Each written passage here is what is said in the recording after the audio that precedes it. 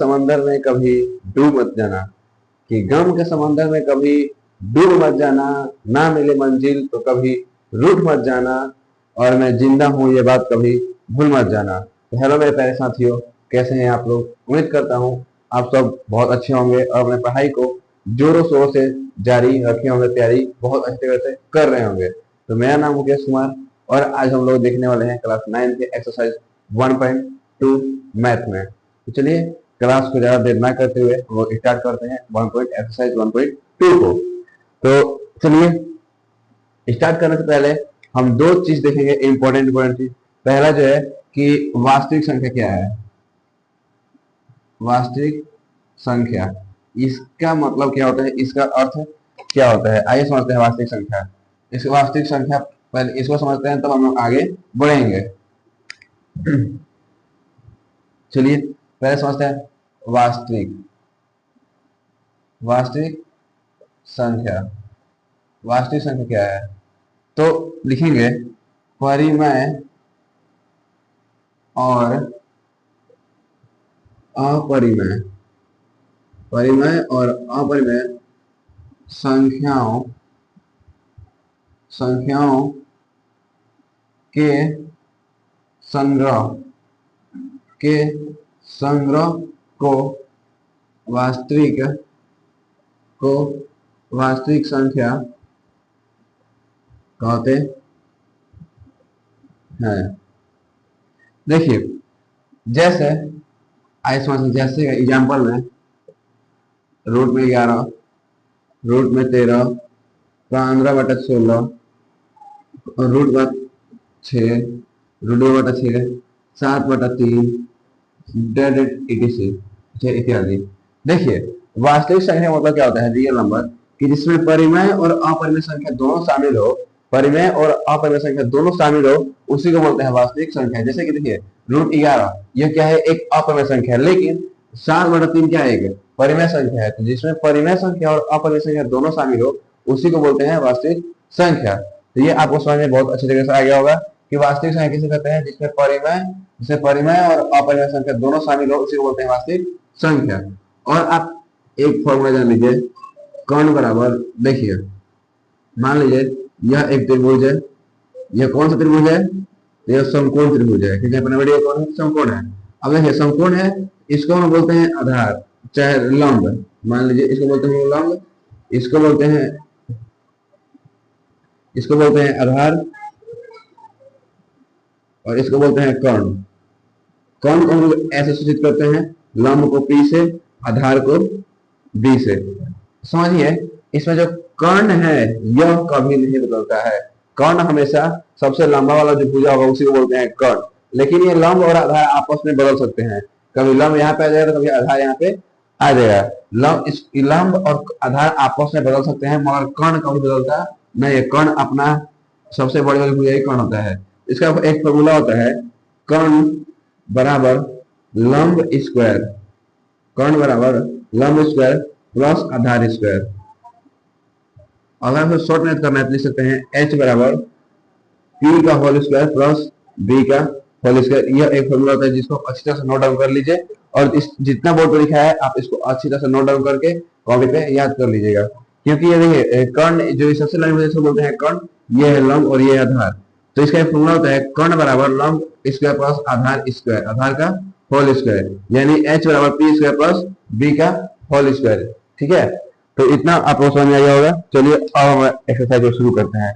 Basic जानने के बाद, वरना मान लीजिए आप एक्सरसाइज शुरू कर दिए और बेसिक आपको पता ही नहीं है, तो आगे चल के आपको बहुत दिक्कत हो सकता है।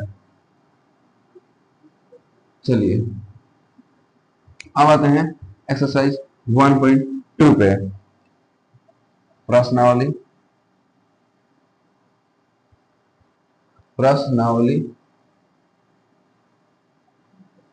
1.2 पे। इसमें पहला क्वेश्चन बोल रहा है कि नीचे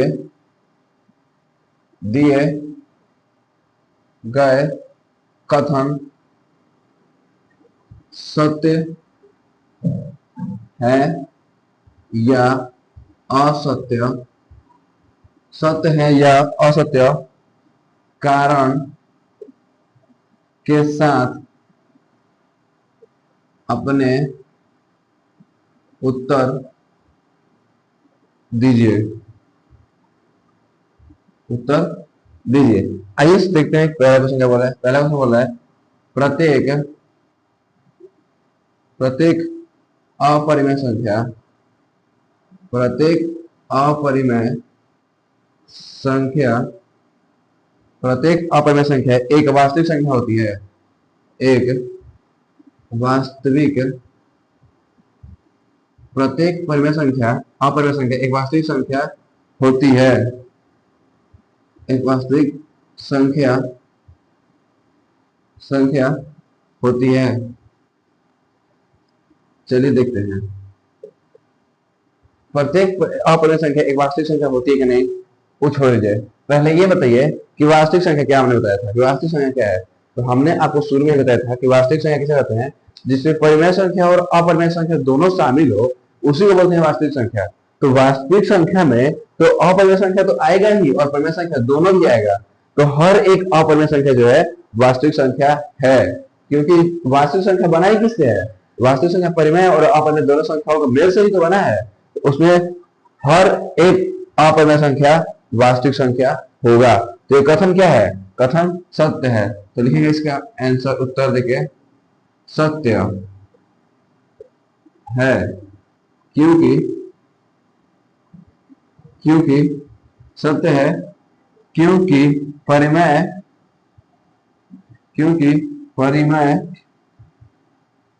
और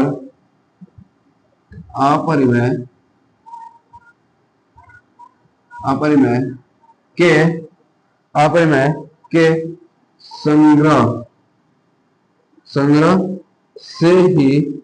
संग्रह से ही वास्तविक संख्या बनी है। हमने जो कहा है वही बात लिखा है कि प्रत्येक अपरिमेय संख्या जो है वास्तविक संख्या होगी। क्यों होगी, क्योंकि परिमेय और अपरिमेय के संग्रह से ही तो वास्तविक संख्या बना है। वास्तविक संख्या बना किससे है, परिमेय और अपरिमेय दोनों के मेल से ही तो बना है। तो इसी को बोलते हैं वास्तविक संख्या, जिसमें अपरिमेय और अपरिमेय क्या हो, दोनों का आपस में संग्रह हो यानी मेल हो, उसी को बोलते हैं अपरिमेय संख्या। उम्मीद है आपको फर्स्ट क्वेश्चन समझ में बहुत अच्छी तरीके से आ गया होगा। चलिए बढ़ते हैं अपने सेकंड क्वेश्चन की ओर।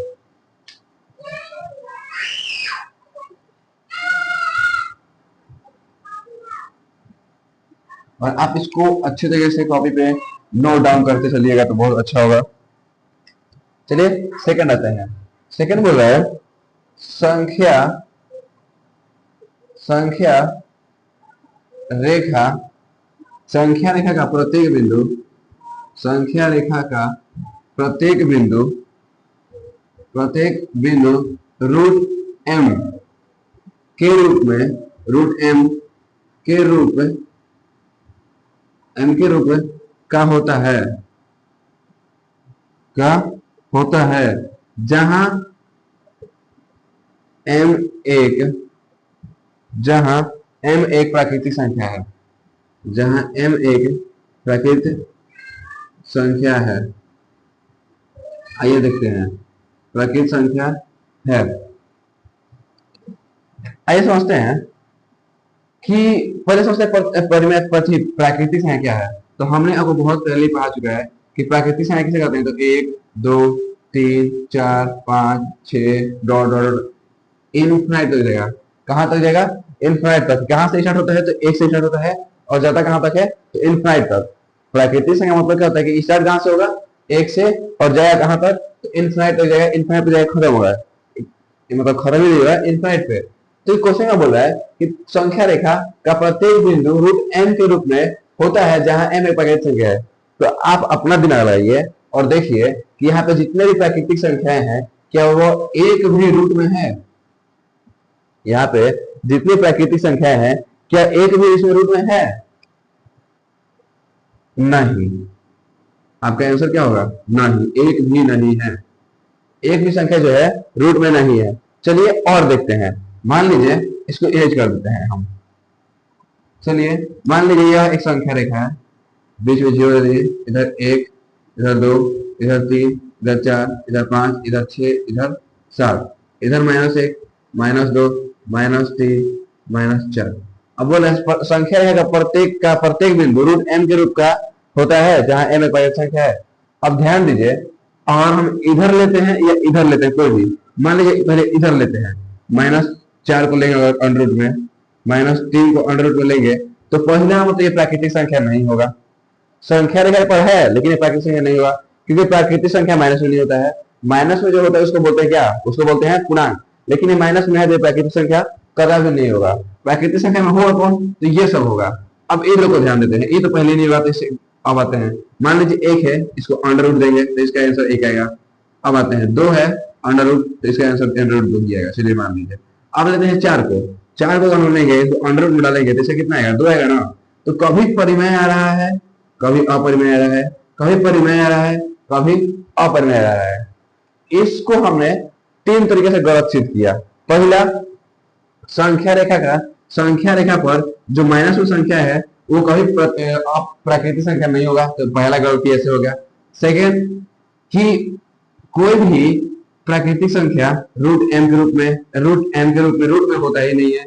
दूसरा गलत सिद्ध। तीसरा हमने तो कैसे गलत सिद्ध किया कि कभी यहाँ पे हम लोग संख्या रेखा के बाद जो प्राकृतिक संख्या है उसको हम अंडर रूट में रख रहे हैं, तो कभी यह परिमेय आ जा रहा है, कभी अपरिमेय आ जा रहा है, कभी रूट से बाहर निकल जा रहा है, कभी रूट में रह जाए, कभी रूट से बाहर निकल जा रहा है। लेकिन यह क्या कह रहा है कि प्रत्येक बिंदु रूट m के रूप का है, लेकिन यहाँ पे 4 तो नहीं है। अगर हम ऐसे ही 36 लेते हैं अंडर रूट में, तो ये भी तो 6 हो जाएगा, तो ये भी तो रूट m के रूप में नहीं है, ये तो रूट से बाहर निकल गया। तो क्या सिद्ध हो गया, असत्य सिद्ध हो गया। ठीक है, तो इसको हम क्या लिखेंगे, इसका हम आंसर कैसे लिखेंगे आइए समझते हैं। तो हम लोग इसके आंसर लिखेंगे, आपको समझाने के लिए उतना किया गया है। पहले लिखिएगा असत्य, असत्य, क्योंकि कारण मुझे इसलिए क्योंकि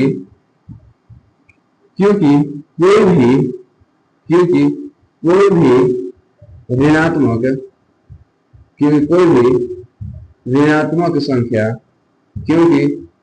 भी ऋणात्मक संख्या प्राकृतिक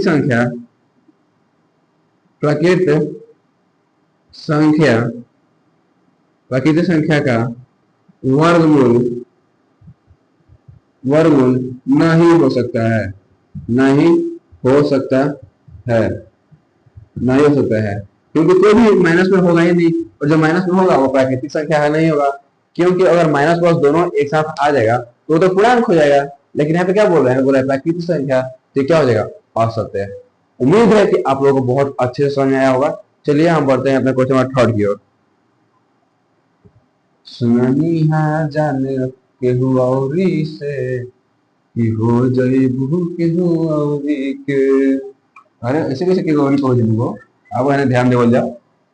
क्वेश्चन नंबर 3 की ओर, सुननी जनवरी में कि हो जइबू जान केहू औरी के। ऐसे कैसे हो जइबू, सर जी को ध्यान दो। क्वेश्चन की बात कर रही है, ठीक है ना, गलत चीज ना, कहा पे ध्यान दीजिए। एंटरटेनमेंट थोड़ा चाहिए चीज में, वरना मन नहीं लगेगा। चलिए ध्यान देते हैं। प्रत्येक वास्तविक संख्या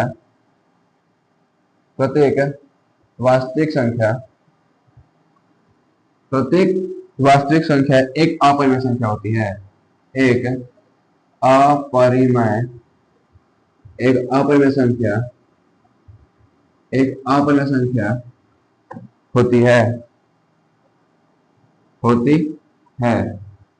प्रत्येक वास्तविक संख्या एक अपरिमेय संख्या होती है। चलिए देखते हैं होती है कि नहीं होती है। आइए, प्रत्येक वास्तविक संख्या एक अपरिमेय संख्या होती है कि नहीं होती है, आइए देखते हैं। तो पहले हम लोगों ने पढ़ा था कि वास्तविक संख्या क्या है।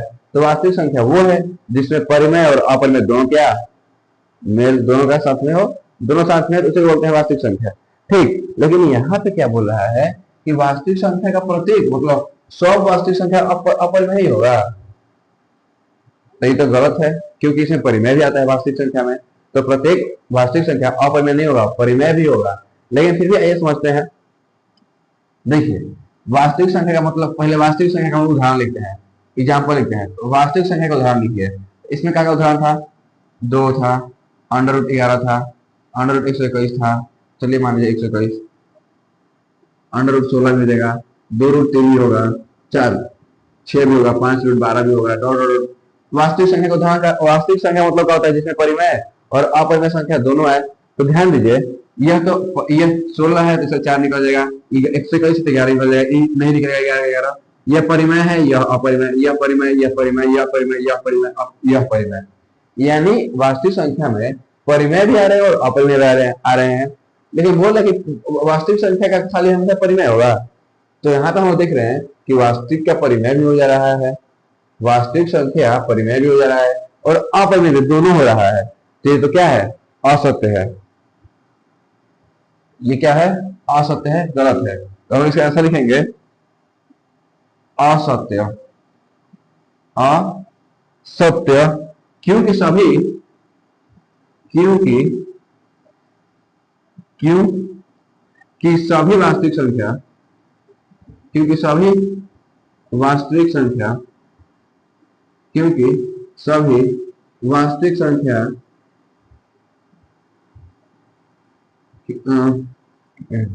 वास्तविक संख्या अपरिमेय नहीं होती है, नहीं होती है। जैसे दो एक वास्तविक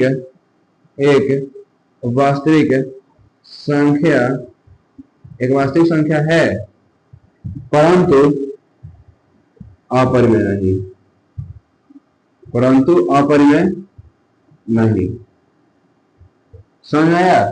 देखिए √2 जो है एक वास्तविक संख्या है मगर अपरिमेय संख्या नहीं है, जिसके कारण से यह कथन क्या सिद्ध होता है, गलत। ऐसे में उम्मीद है आप लोगों को बहुत अच्छे से समझ में आया होगा। चलिए हम बढ़ते हैं क्वेश्चन नंबर 2 की ओर। यह जना तो लहू अरे बहनी यही आस में आ प्यार हम करीले तुमसे पहिले क्लास से। यहाँ पे बात किसी लड़की की नहीं बाबू, सरकारी नौकरी की हो रही है, ऐसे समझ में। चलिए बढ़ते हैं क्वेश्चन नंबर 2 की ओर। सेकंड में क्वेश्चन क्या बोल रहा है,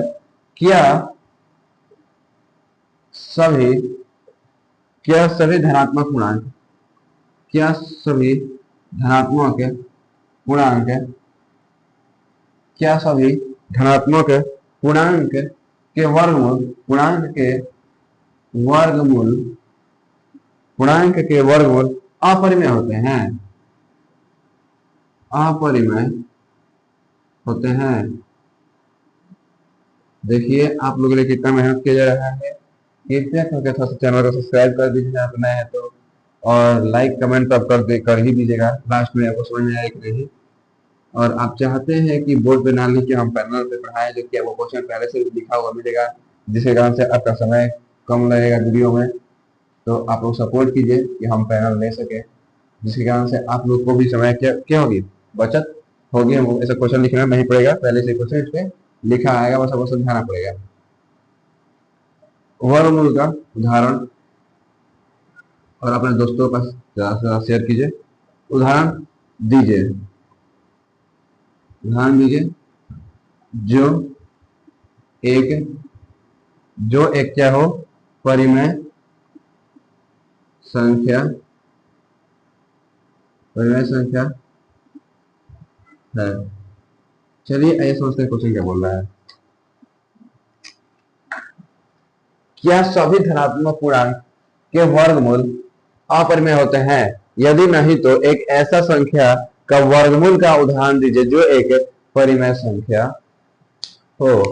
आइए समझते हैं इसका कहने का मतलब क्या है। देखिए पहले हम लोग इतना समझने पहले हम एक छोटा चीज समझ लेते हैं कि पूर्णांक का मतलब क्या होता है।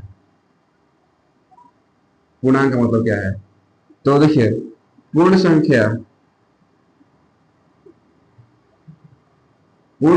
में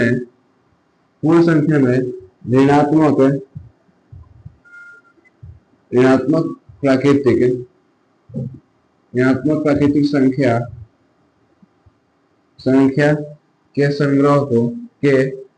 संग्रह को पूर्णांक कहते हैं, को पूर्णांक कहते हैं।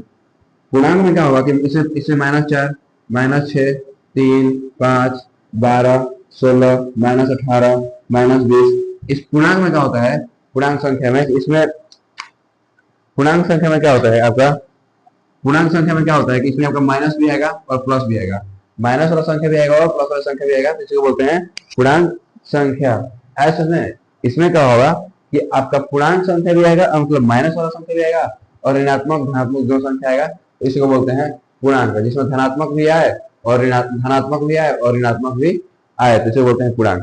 ठीक है, चलिए पूर्णांक आपको समझ में आ गया। अब बढ़ते हैं क्वेश्चन सेकंड क्या बोल रहा है। देखिए, क्या सभी धनात्मक पूर्णांक एक वर्ग क्या सभी धनात्मक पूर्णांक का वर्गमूल अपरिमेय होता है? ऐसा जरूरी है? तो एक ऐसा संख्या का वर्गमूल का उदाहरण दीजिए जो एक परिमेय संख्या हो। ऐसे समझते हैं, धनात्मक पूर्णांक के वर्गमूल। चलिए, धनात्मक पूर्णांक क्या निकालना है, हमें वर्गमूल निकालना है। मान लीजिए √121 ले लीजिए, इसका कितना आएगा 11, √16 ले लीजिए, कितना आएगा 4, √36 ले लीजिए, कितना आएगा 6। तो क्या वैसे धनात्मक पूर्णांक देखिए, तो क्या वर्गमूल, हम वर्गमूल निकाल रहे हैं, तो क्या अपरिमेय आ रहा है सब? क्या ये सब जो है अपरिमेय आ रहा है कि परिमेय आ रहा है? क्योंकि संख्या जो है क्या है, परिमेय है कि अपरिमेय है? तो ये सारे संख्याएं क्या है, परिमेय है।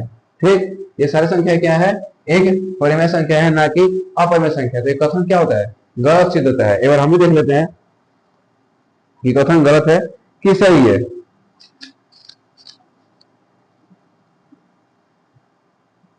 देखिए, √121 जो है वो क्या है, √121 हम निकाल रहे हैं तो क्या आ जा रहा है 11, जो कि परिमेय है। √16 का 4 आ जा रहा है, 36 का 6 आ जा रहा है। लेकिन ये क्या है, सब देखिए सब धनात्मक में, सब प्लस में है। धनात्मक मतलब होता है कि सब प्लस में है, लेकिन इसका जो वर्गमूल निकाल रहे हैं एक भी अपरिमेय नहीं आ रहा है, सारा का सारा क्या रहा है, परिमेय। तो कथन क्या होता है, गलत सिद्ध होता है। चलिए हम लोग इसका आंसर दे देते हैं, आपको समझ में तो आ गया होगा। इसका आंसर हम लोग लिखते हैं, उत्तर देखिए असत्य, असत्य। अब बोल रहा है यदि नहीं है तो एक ऐसे संख्या का वर्गमूल का उदाहरण दीजिए जो एक परिमेय हो। तो चलिए हम लोग उदाहरण देते हैं, उदाहरण के लिए लिख देते हैं यहाँ पे उदाहरण, हमने अपना उदाहरण के लिए लिख देते हैं। चलिए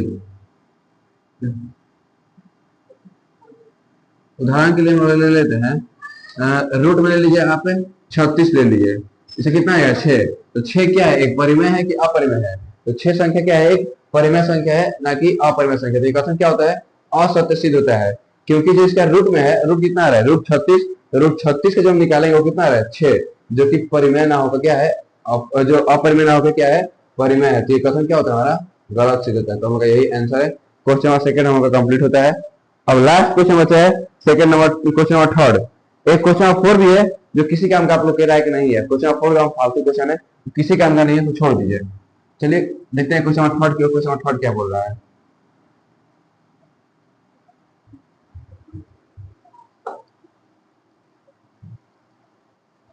चलिए आते हैं क्वेश्चन नंबर 3 की ओर। देखिए क्वेश्चन नंबर 3 बोल रहा है, दिखाइए कि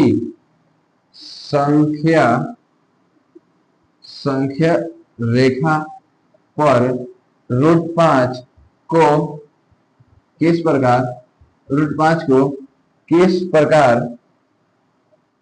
प्रकार निरूपित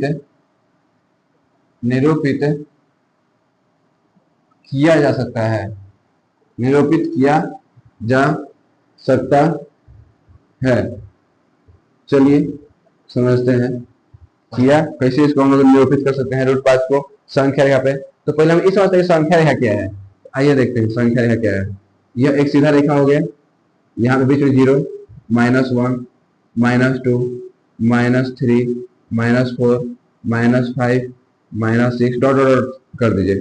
1 2 3 4 5 6 7 डॉट इधर कर दीजिए।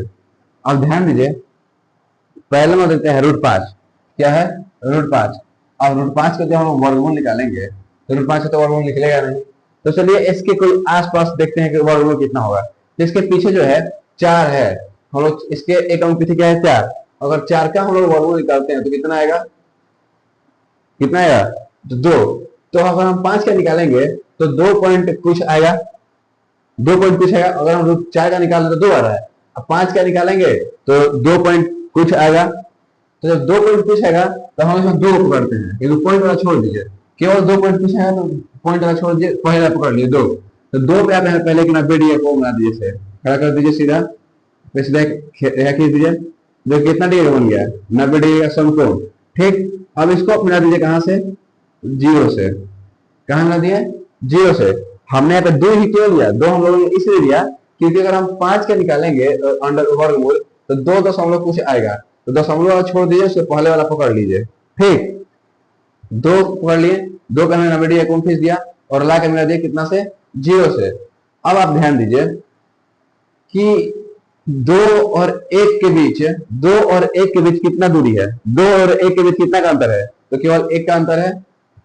2 के और 1 के बीच कितना का अंतर है? तो 1 का अंतर है। तो जो यहाँ पे लंब है वो 1 हो जाएगा। और देखिए यहाँ पे ध्यान दीजिए कि 0 से लेकर ये 2 तक है, 0 से लेकर 2 तक कितना होगा? तो 0 से लेकर 2 तक के बीच दूरी कितना होगा? 2 होगा। तो यहाँ बेस कितना हो जाएगा? 2। अब देखिए इसका हम लोग इस निकालना क्या है? कर्ण देखते हैं। चलिए देखते हैं कर्ण। कर्ण बराबर फॉर्मूला क्या पता कि लंब स्क्वायर प्लस आधार का होल स्क्वायर, आधार का होल स्क्वायर। तो कर्ण कितना है यहाँ पे? कर्ण मान लेते ये h है, तो h लिख देते हैं। चाहे कर्ण रहने दीजिए, छोड़िए ना इसको, कर्ण रहने दीजिए। यहाँ पे लंब का मान कितना है? तो लंब का मान 1 का होल स्क्वायर प्लस आधार, आधार कितना है? 2 का होल स्क्वायर। तो कर्ण बराबर 1 का होल स्क्वायर 1 और 2 का होल स्क्वायर 4, यानी कर्ण बराबर कितना आ जाएगा? √5। कितना आ जाएगा? √5। तो हम जो यहाँ पे है, यहाँ पे √5 आराम से अपना लिख सकते हैं और संख्या यहाँ पे छोटा कर सकते हैं, निरूपित कर सकते हैं। हमका यही है आंसर। अब आपको कहीं कहीं कंफ्यूजन है थोड़ा सा, तो हम क्लियर कर देते हैं कि हमने 2 क्यों लिया। तो हम लोग ने 2 इसलिए लिया क्योंकि 5 के पहले जो संख्या 4 है, हम 4 का वर्गमूल निकालना है तो 2 पॉइंट कुछ आ रहा है। तो 5 का निकालेंगे तो 5 का 2 पॉइंट कुछ आएगा। ठीक, तो हमारा 2 हो गया। अब कंफ्यूजन यहाँ पे 1 कैसे आया? यहाँ पे 1 इसलिए आया क्योंकि 2 और 1 के बीच का कितना अंतर है? 2 और 1 के बीच कितना का अंतर है? तो 1 का अंतर है, तो यहाँ पे 1 आ गया। ठीक, और यहाँ पे हम सोचा यहाँ पे 2 कैसे आया? तो यहाँ पे 2 इसलिए आया है क्योंकि यहाँ 1 से लेके 2 तक के बीच की दूरी कितनी है? 2 है, और ये इसका होल स्क्वायर आधार का, और हमने मान रख के इसका आंसर निकाल दिया। तो ये रूट कितना आ गया? √5। हमको उम्मीद है कि आप सबको पूरा बहुत क्लियर अच्छी तरह से समझ में आया होगा। तो आज के लिए इतना ही, मिलते हैं हम लोग कल अपने अगले क्लास में। राधे राधे, जय हिंद, जय श्री महाकाल, हर हर महादेव।